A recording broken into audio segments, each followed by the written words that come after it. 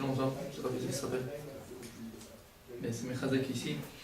Il y a écrit, on a lu dans l'Aftara de la Paracha Chesara. En fait, c'est un passage de Melachim, c'est Melachim Aleph, Perek Aleph. On dit Vamelech David Zaken Baba Yamir, Veichasuhu Bemgadim Velo Ichamlo. Vous savez que, je sais pas comment on lit l'Aftara de la Paracha. Pourquoi on lisait l'Aftara? Parce qu'à une époque, on n'avait pas le droit d'étudier la Torah.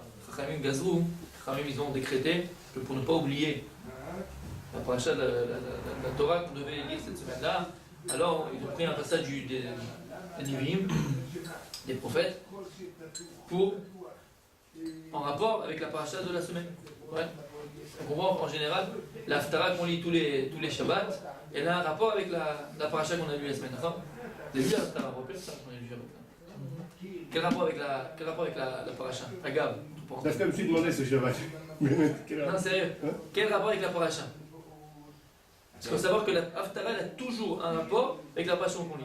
Puisque les Chachamim, ils ont trouvé un remez ou quelque chose dans ce passage des prophètes pour se rappeler de la paracha elle-même. Pour ne pas l'oublier, parce que les Goïm avaient décrété à cette époque-là, parce que les Romains avaient décrété à cette époque-là, à cette Kodesh.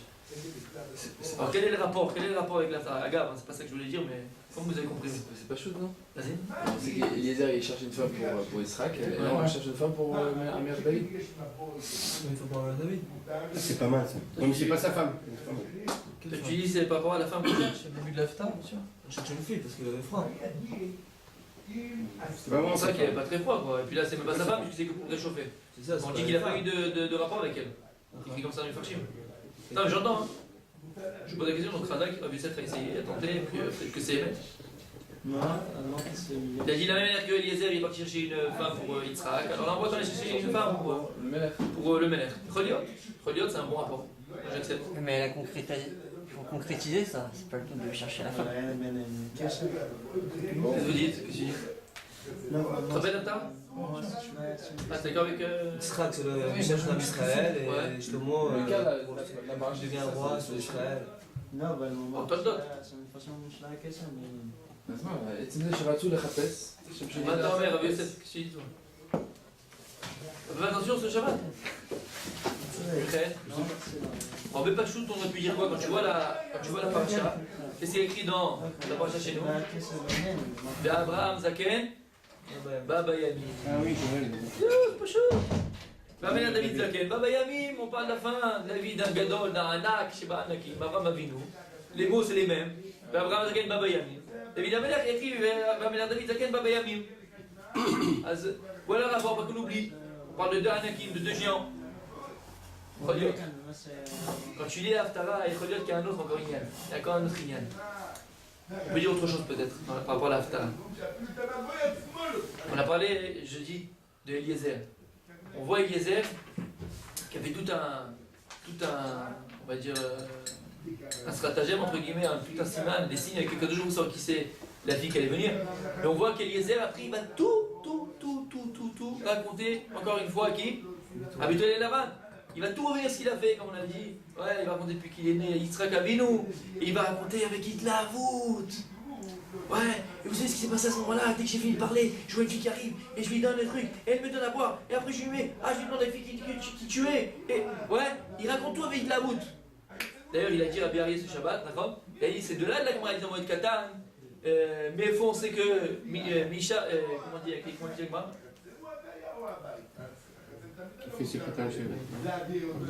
Non, mais Isha Lish Med Hashem. D'où on sait qu'une femme qui est préposée à un homme pour le mariage, ça vient tout d'un Akash Borou de ce pasouk-là. Qu'est-ce qu'il a dit? Qu'est-ce qu'ils ont répondu? Bethuel et Hashem Yatzadava. Mais attends, tu me racontes une histoire extraordinaire. Ouais, c'est quoi cette histoire de fou? C'est pas possible, tu rigoles, t'as ajouté des trucs, je rajoute rien.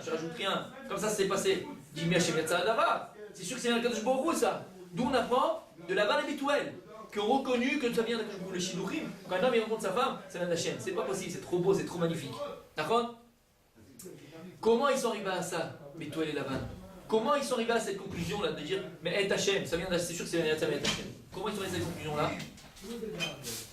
Comment ils sont arrivés à cette conclusion-là? Par le Sipour, par l'histoire que Eliezer il a racontée. Par l'histoire qu'Eliezer il a racontée. C'est-à-dire comment, la manière dont Eliezer il leur a raconté l'histoire, finalement ils étaient bouche bée. Ils ont vu un film d'amour. C'est magnifique, d'accord? Parce qu'il a raconté l'histoire, mais il la route avec élan, et sans s'arrêter. C'est pour ça que Rachid dit, dans les mots, pourquoi il a changé de la véritable histoire? Que quand il a raconté, comment il a raconté? Il a dit, d'abord j'ai demandé les figues qui tu es, et après je l'ai mis les bijoux. On a dit Rachid comment il explique, faut pas qu'il arrête au milieu. Pourquoi qu'il arrête au milieu? Parce qu'à partir du moment où tu arrêtes au milieu de la voûte, alors tu te refroidis. Si au milieu de cet élan-là, que tu essaies de chauffer la marmite, on t'arrête, alors la chose est refroidie et elle n'a pas le même impact sur l'autre. Alors que quand tu fais vite la voûte, après l'autre, le type il n'a même pas besoin de. Il n'a même pas le temps de penser ou de réfléchir ou de dire bon peut-être oui, mais. Non, il n'y a pas de doute qui rentre dans son esprit. Ouais? C'est pour empêcher le doute de rentrer dans l'esprit. Vous entendez? Et bien en fait finalement on voit que dans la Haftara, c'est exactement pareil ce qui se passe. Il y a un gros problème. C'est quoi le problème? Adoniaou, un des fils de David Amelech, qu'est-ce qu'il fait? Il prend la royauté sur lui. Il prend la royauté, il invite tout le monde, mais pas tout le monde. Il n'invite pas Shlomo Amelech, il n'invite pas Bathsheba, il n'invite pas Nathan Hanavi, il n'invite pas les proches de Shlomo Amelech. Il a pris la royauté sur lui. Nathan Hanavi, il voit ça, qu'est-ce qu'il fait? Il va en Bathsheba. Qu'est-ce qu'il dit à Bathsheba? Tu veux pas laisser faire une chose pareille? Vite! Il faut que tu ailles voir David Amelech. Il faut que tu ailles lui parler, il faut que tu ailles lui faire. Regarde ce qu'on va faire. Toi, tu vas venir, tu vas lui dire, écoute, qu'est-ce qui se passe là? J'entends qu'il y a une grande fête parce que ton fils il est en train de se faire roi sur Israël. Et il n'a pas invité mon fils. Et tu m'as tout promis, tu m'as promis que ça allait être mon fils, Shlomo Amelech, qu'elle allait être sur ton trône. Tu lui parles.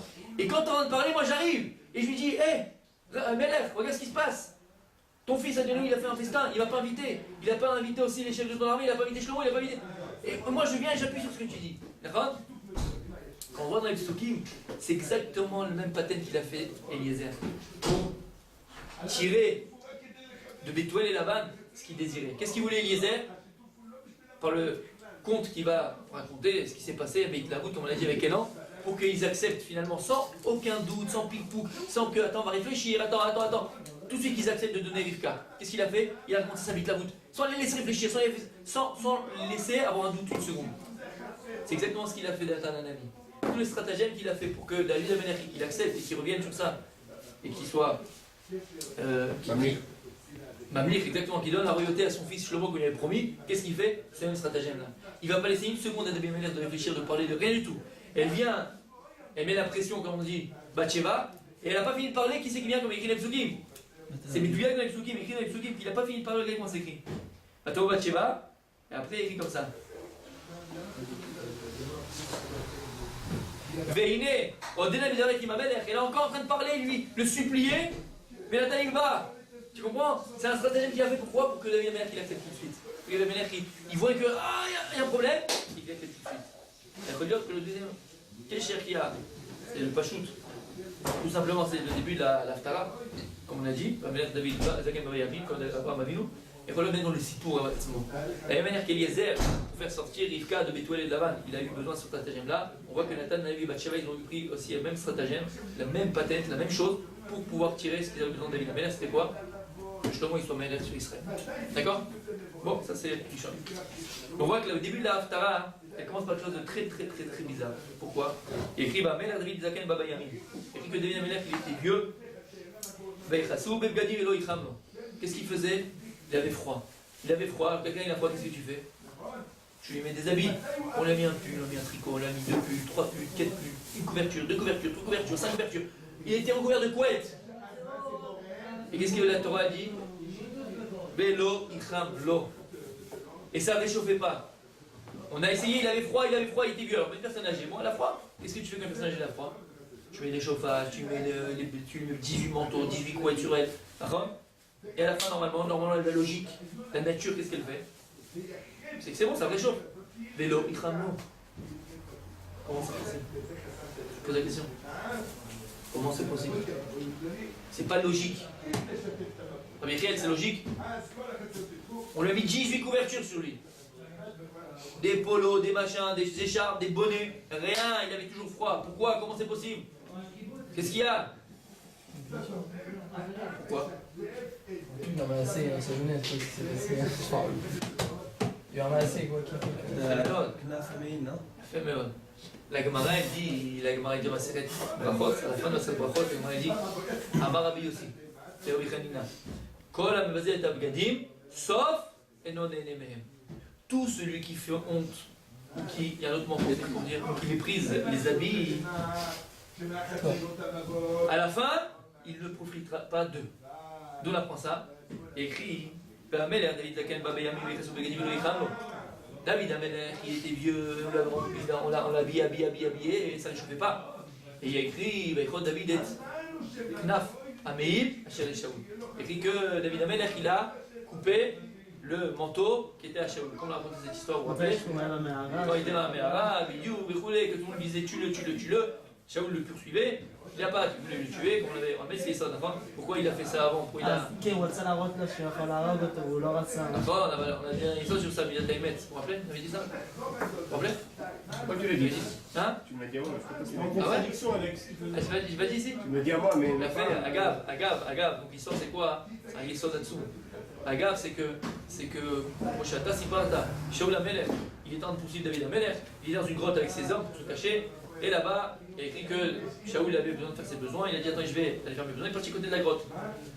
Et c'est la raison aussi pourquoi on parle de tuer les araignées, parce que les araignées ont protégé David Amelech, parce que quand il est sur la grotte, il a vu que la grotte était recouverte de toiles d'araignée, et c'est une araignée qui avait toilé sa toile? Qui c'est sa toile, hein, c'est ça? D'accord? Parce que si c'était ouvert, il aurait dit à des gens qui sont passés par là. Donc de là, on n'a pas le droit de tuer des araignées. En tout cas, tous les gens de David ils disent maintenant, oh, Abba Orgecha, lève-toi et tue-le, comme l'orgo, vas-y, Midin Torah, t'as le droit de le tuer, tue-le. David Amelech, qu'est-ce qu'il fait? Il prend son épée et il coupe le manteau de Shaoul. Écrit juste après, il chasse les David. Il chasse les David. Écrit que David Amelech, Loïc Rishtov, il a coupé le manteau, écrit il était pas bien, il n'a pas tué. J'ai entendu ça, j'avais Einstein, il dit quelque chose d'extraordinaire. Il dit qu'est-ce qu'il fait David Amelech? Qu'est-ce que tu as besoin de couper le manteau? Tue-le ou tu le tues pas? À quoi tu joues? Il dit David Amelech, c'est le sémel, on avait parlé de David Amelech pendant la veillée, chez l'Araba. David Amelech, c'est le sémel de Midat Haïmet. Quelqu'un qui est Emet la Mito, quelqu'un de vrai. On voit ça avec Shimi Ben Gera. Quand Shimi Ben Gera il le maudit, nous comment on agit quand quelqu'un fait du mal ou te maudit? Qu'est-ce que tu fais? Tu lui cries, tu le frappes, tu le fais. Lui il dit non. S'il a possibilité de me maudire, c'est que je me prie de qu'il me dise. C'est quelqu'un qui arrive à Midat Haïmet complète et entière. Qu'est-ce qu'il a fait David Amelech? Il a dit il faut que je le tue, pas, comment je vais savoir? Peut-être qu'il faut que je le tue. S'il faut que je le tue pas, c'est ma chère Hachem. Qu'est-ce qu'il a fait? Il a pris l'épée, il a juste coupé le manteau. Et il a dit David Amelech, je vais couper le manteau, je vais voir. Si après j'ai coupé le manteau, je suis marguis, je suis fini, que c'est pas bien ce que j'ai fait, faut pas que je le tue. Mais si je coupe le manteau et je sens que je sens rien en moi que c'est pas bien, je peux le tuer. C'est ça qu'il a fait David Amelech. T'as compris? Il a pris son épée, il a coupé le manteau, et là, il chasse, mais oh, David Amelech, il a senti que c'était pas bien ce qu'il a fait. Parce que quelqu'un qui est Midat Haïmet, quelqu'un qui est vrai, il ressent au plus fond de lui-même si ce qu'il fait, ce qu'il agit, c'est bien. Donc qu'est-ce qu'il a fait? Il a juste coupé le manteau. Et en fonction du manteau, pour voir si vraiment ce qu'il allait faire, c'était bien ou pas. Les Argish, Betochatzman. Pourquoi il a été puni alors? Quoi? Pourquoi il a été puni? Il y a une Matara. Matara, il a fait. Maintenant, on a posé la question. On a dit donc pourquoi Bémet David Amelech avait toujours froid. Et on a dit que c'est lui qui avait fait une faute. Quelle faute il avait fait, entre guillemets, à son niveau à lui, le poulet? C'est que lorsque Shaoul il le poursuivait, il le coupait le manteau. Écrit Kolam Bazet Abgadim, sauf et non aimé. Tout celui qui fait honte aux habits, qui lui brise les habits, à la fin il ne profitera pas d'eux. Qu'est-ce qu'elle veut dire ici? Qu'est-ce qu'elle veut dire ici? Quel rapport? Un habit il a une échama, un habit il a une. C'est inerte, c'est rien du tout, de quoi tu parles? Qu'est-ce qu'elle veut la Gemara Hachem? Agav, à un moment donné, ça d'Atsoun. Agav. Là déjà on voit quelque chose de très fort. Pourquoi? Parce que finalement, est-ce que c'est logique que je vais te mettre plein d'habits sur toi et que ça te réchauffe pas? C'est quoi cette histoire là? Parce qu'il a fait une faute, comme tu as dit dans sa jeunesse. Alors aujourd'hui quand il est vieux, ça va pas le réchauffer, d'accord? Vas-y méchané. Je te prends maintenant moi un super chauffage qui t'envoie de l'air chaud. Je le mets comme ça, d'accord? Je le mets sur toi. Tu vas avoir froid, ça va te réchauffer, ça va te brûler, ça va te cramer, hein. Je te prends 10 000 habits sur toi, je les mets maintenant des couettes, des habits sur toi, ça va pas te réchauffer. C'est l'habit, il est mieux à baiser. L'habit, il a été fait pour réchauffer. Je te prends un chauffage, je le mets sur toi, tu vas avoir chaud, c'est sûr. D'accord? Comment c'est possible que les habits qui sont faits pour ça, ça ne réchauffe pas? T'as compris, Michael, la question? Si Hachem ne veut pas, Hachem. C'est ça la réponse. Sa réponse, écoutez bien, sa réponse, c'est que nous on pense que tout est logique. Ah oui, Akadosh il a créé des habits, l'habit est jaune. Akadosh il a créé des plantes, des fleurs, ils ont une bonne odeur. Akadosh il a créé le feu, quand tu mets la main, tu le brûles. C'est la nature. Faux. Ça c'est une istaklout fausse sur le monde. Pourquoi la vie réchauffe? Il réchauffe. Pourquoi la vie réchauffe? Parce que j'aime du Ce qu'il a dit à Bimchen. Pourquoi la vie réchauffe? Parce que Kadosh Gaza, qu'un habit doit réchauffer. C'est pas parce que c'est fait en laine et c'est super bien et tu kiffes et tu te sens bien dedans. Si à Kadosh il était gozé à Khéret, que l'habit il donne froid, l'habit redonne froid. Pourquoi une plante, une fleur, elle a une bonne odeur? Parce que la nature elle fait qu'il a une bonne odeur. Parce qu'à Kadosh Gaza, que la plante, la fleur, elle sort une bonne odeur. Pourquoi le feu il brûle? Pas parce que le feu il brûle. Parce qu'à Kadosh Gaza, que le feu il brûle. Mais si à Kadosh il avait été gozer que le feu, ben c'est froid, il aurait été froid. Vous voyez ce que je veux dire? Vous voyez ce que je veux dire? Les stécloutes qu'on a sur la ligne, c'est celle-là. Il n'y a rien de logique. Il n'y a rien de logique. Ça, c'est vrai, c'est une darga Atsuma, c'est une darga très grande, c'est la darga de Rabbi Chaina, qui vient de ça, qui a répondu à sa fille. La manière que Kadosh Borou, elle n'avait pas pour allumer l'heure de Shabbat. Il a dit, la manière que il a dit à l'huile d'allumer, il dira au vinaigre d'allumer. D'accord? Ça, c'est quelqu'un qui a dit ça que finalement, l'huile, qui a dit que l'huile devait être en haut et l'eau en bas, qui a dit que l'huile elle devait brûler. Qui? La nature, parce qu'il y a par rapport aux produits chimiques et physiques qu'il y a dedans. C'est l'Etson Hachem. La volonté d'Akadosh Baruch Hu, c'est que l'huile est en haut et que l'eau soit en bas. Et si Akadosh Baruch Hu l'avait voulu autrement, l'eau est en haut et l'huile en bas. C'est un mot que quoi ça veut dire? C'est là Beget chez Mechamem. C'est là Beget, c'est pas ça qui te réchauffe. C'est la Xerat Hachem qui fait que le Beget il te réchauffe. Ok? Ça c'est entre parenthèses. Maintenant on va essayer de répondre à cette question là, Bemet. Comment c'est possible? On t'a dit maintenant. Non, pardon, lui Esod. On a répondu à la question. On a dit que David Amelech, pourquoi Bemet on n'avait pas le réchauffer? Parce qu'il était mévasé Tabélim. Parce qu'il a méprisé, il a fait honte aux habits. Et là on apprend Esod pour la vie. C'est quoi l'Esod? Akadosh Baruch Hu, il a créé tout ce qu'il a créé dans ce monde-là, il a créé Betoelet. Tout ce qu'il a créé dans ce monde-là, il l'a créé avec des bénéfices. C'est-à-dire que tout ce que Dieu a créé dans ce monde, il y a Toelet là, Adam. Il a un bénéfice pour l'homme. Il y a des choses qu'on comprend, des choses qu'on comprend. Le feu on comprend, c'est pour se réchauffer. Tu vas dire, on n'a pas de feu. Comment se réchauffer en hiver? L'eau on comprend, ben, c'est pour nous attirer parce que si on mourrait si on ne buvait pas. Et ainsi de suite. Tout ce que tu comprends. Les animaux pour manger, comment on mangerait? Et ainsi de suite. Mais il y a des choses que tu ne comprends pas. La mouche, c'est quoi? C'est un bémette. Tu vois une moustique, elle est là, elle te pique, elle te fait mal, il éclaté, quand il est éclaté. Des fois, il nous réveille à l'heure quand même. Des fois, elle ne te réveille pas à l'heure, et souvent, c'est pas à l'heure qu'elle te réveille. Là-bas, là-bas, des fois, c'est toute la nuit, t'es crevé le matin, bémette. T'as des trucs comme ça, t'es comme ça, t'en peux plus, t'en peux plus. Et donc, des choses que tu comprends, des choses que tu comprends pas. Mais il faut savoir qu'à Kadosh, tout ce qu'il a créé dans ce monde-là, c'est les toilettes. Tout. Maintenant, si on a compris ça, c'est vrai dans les choses matérielles et c'est vrai dans les choses spirituelles. Tout ce que Dieu il a créé dans ce monde-là, il a créé avec un bénéfice pour l'homme. Par exemple, Akadosh Baruch Hu, il a créé la Torah, il a donné la Torah. Mais c'est marrant parce que la Gemara te dit que la Torah, soit c'est Sama de Chaye, soit Sama de Mota. Soit c'est une potion de vie, soit c'est une potion de mort, c'est un poison.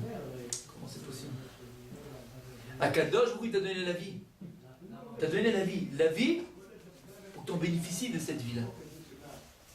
Akadosh Baruch Hu, il a créé la femme. Mais il y a écrit dans le Passouk, Aezer, Kenegdo. Soit c'est Aezer, soit c'est une aide pour toi, elle va te faire avancer, elle va t'aider dans la vie. Soit c'est Kenegdo, c'est du bastonnage toute la journée. Tu vas pas avoir de vie, c'est l'enfer. Et comment c'est possible? Akadosh Baruch Hu, il a créé ce monde avec des toilettes. Il a créé ce monde pour l'homme, que tu en bénéficies de ce monde-là. Bénéficie. Maintenant, ici, Yesod dit que si jamais tu n'utilises pas ce que Dieu il t'a donné, et dans le bénéfice que Dieu il l'a créé, pour le bénéfice que Dieu il a créé, la chose même que Dieu il t'a donnée, pour que ce soit un bénéfice pour toi, soit une toilette pour toi, ça devient un kitron. Ça devient une accusation. Ça devient un poison. Akadosh Baruch Hu, il a créé la Torah. La Torah, c'est pour que tu te réalises, Rabbi. La Torah, c'est pour que tu puisses vivre. La Torah, c'est pour que tu puisses revenir à toi-même. Pour que tu puisses vivre, te réaliser, t'épanouir. La Torah, elle est là pour toi. Pour que tu en bénéficies. La Torah, c'est une potion de vie. C'est une notion de vie. Aval la Torah, si tu n'utilises pas comme il faut, si tu n'utilises pas la Torah pour le bénéfice pour lequel elle t'a donné, pour que tu te réalises, tu t'épanouisses, dérouler, et tu utilises pour ton kavod, par exemple. Tu utilises pour casser les autres, par exemple. Là, c'est Samadé mental. C'est une potion de. C'est un poison. La Torah elle-même, elle te tuera. Dans le sens spirituel du terme, tu n'auras pas de vie. Tu n'auras pas de vie, tu ne seras personne, tu ne seras rien. Akadosh Borou, il a créé la femme. La femme, elle est là pourquoi, on a dit? Les toilettes. C'est quoi les toilettes? Et là, il y a un bénéfice. Ta femme, elle est là pourquoi? La femme, elle est là pourquoi? Si tu utilises, entre guillemets, le mot utilisé, c'est pas un objet, c'est-à-dire que tu sais comment, entre guillemets, gérer cette relation avec ta femme. Et donc, à ce moment-là, la femme, elle sera là, un Ezer, ce sera une aide pour toi. Elle va t'aider à grandir, elle va t'aider à avancer. Parce que tu vas utiliser ta femme, entre guillemets, bien sûr, utilise encore une fois, les toilettes. Tu vas utiliser dans ce sens ta femme, pour qu'elle te fasse grandir. Alors là, c'est quoi la femme? C'est Ezer. Là, ça devient une aide. Mais si ta femme, tu l'utilises dans tes fins, à des fins qui ne sont pas pour que tu grandisses, tu t'occupes pas d'elle comme il faut. Tu ne crées pas cette relation amitié véritable avec ta femme. Alors qu'est-ce que ça devient? Kenegdo. Et cette même chose-là qui a été créée pour une toilette, pour un bénéfice, pour l'homme, pour que tu grandisses, pour que tu t'épanouisses, cette même chose-là, ça sera un kitrouk sanikasiation contre toi. Toutes les choses de la vie, c'est comme ça. Akadosh Bou a créé des choses avec un bénéfice, avec une toilette. Si tu n'utilises pas la chose que Dieu il a créée, dans le bénéfice pour lequel Dieu il l'a créé, cette même chose, ça devient un kitrouk sanikasiation. Akadosh Bou il a créé des temps, par exemple. Elul, Chodesh Elul, c'est un Chodesh extraordinaire, c'est un mois extraordinaire pour se renforcer, pour se rapprocher d'Akadosh Bou, pour arriver à se préparer au Shana, Yom Kippour et rouler. Mais si ce Elul là, tu dors toute la journée, tu ne prends pas sur toi, tu ne travailles pas sur toi, tu travailles pas sur toi. Ce même Elul que Dieu t'a donné pour que tu puisses te faire, entre guillemets, grandir, te rapprocher de lui, te préparer à Rosh Hashanah, ce même Elul, c'est bien qui trouve, c'est bien qu'il y a contre toi. C'est ce même Elul qui va te faire tomber. Toutes les choses de la vie, c'est pareil. Finalement, c'est ce qu'on te dit ici, David Amelech. David Amelech, il a été mébasé, Tabgadim, si tu n'utilises pas la chose, si tu es mébasé la chose que Dieu t'a donnée, dans le bénéfice pour lequel Dieu t'a donné, alors la chose, elle va perdre son utilisation. Normalement, un habit, c'est là pour te réchauffer, Habibi. C'est fini. À partir du moment où tu as été mébasé, à partir du moment où tu as méprisé la chose, je ne t'en ai pas servi dans le bénéfice qu'il fallait que tu utilises, la chose, elle a perdu sa toilette, et au contraire, c'est pas que ça. C'est que ça devient encore une fois un qui trouve, il avait froid, David Amelech. C'est vrai dans toutes les choses de la vie. C'est un grand essor. Nous, on est assis, on est là, on étudie tous les jours, on comprend que la Torah, c'est ça. La Torah, une grande toilette. La Torah est là pour qu'on se réalise, pour qu'on grandisse. Le problème, c'est que si on n'utilise pas cette Torah dans ce but-là, de se réaliser, de s'épanouir, on peut après même l'imod et l'amène, étudier, apprendre, ou même transmettre. Alors cette même Torah, qui est normalement une potion de vie, ça peut devenir un poison dans la vie.